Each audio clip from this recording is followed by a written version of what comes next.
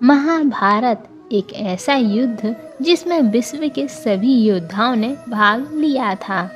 महाभारत युद्ध के समय सारे भारतवर्ष में सिर्फ दो ही ऐसे राजा थे जो युद्ध में शामिल नहीं हुए थे। वह थे बलराम और दूसरे भोजकट के राजा यानी रुक्मणी के बड़े भाई रुक्मी थे। भगवान कृष्ण के बड़े भाई बलराम ने श्री कृष्ण को कई बार समझाया था कि हमें युद्ध में शामिल नहीं होना चाहिए, क्योंकि दुर्योधन और अर्जुन दोनों ही हमारे मित्र हैं और ऐसे धर्म संकट के समय दोनों का ही पक्ष ना लेना उचित होगा। कहते हैं कभी कभी हर एक मनुष्य को धर्म संकट जैसी स्थितियों का सामना करना पड़ता है, लेकिन कृष्ण को कभी किसी भी प्रकार की कोई दुविधा नहीं थी। उन्होंने इस समस्या का भी हल निकाल लिया था। उन्होंने दुर्योधन से ही कह दिया था, तुम मुझे या मेरी सेना में से किसी एक का चयन कर लो।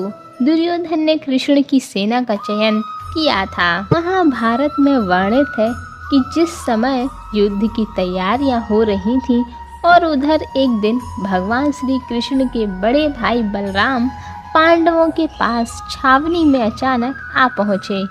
दाऊ भैया को आता देखकर श्री कृष्ण, युधिष्ठिर सभी लोग प्रसन्न हो गए।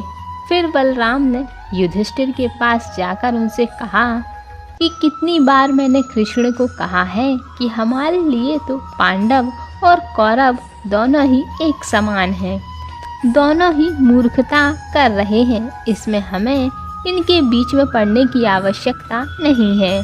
पर कृष्ण ने मेरी बात नहीं मानी। कृष्ण को अर्जुन के प्रति स्नेह इतना ज़्यादा है कि वे कौरवों के विपक्ष में हैं।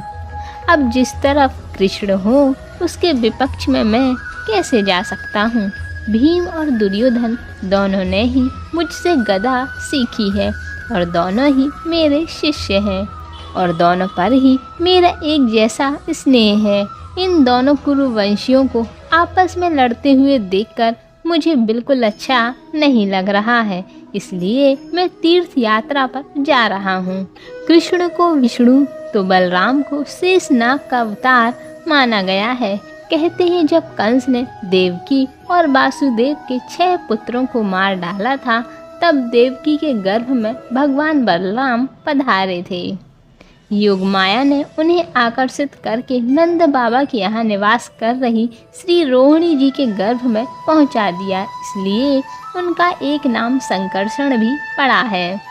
बलवानों में श्रेष्ठ होने के कारण उन्हें बलभद्र भी कहा जाता है।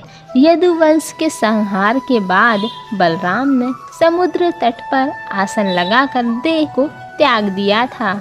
बलराम का कौरवों और पांडवों के प्रति समान स्नेह के कारण उन्होंने इस युद्ध में कभी भाग नहीं लिया।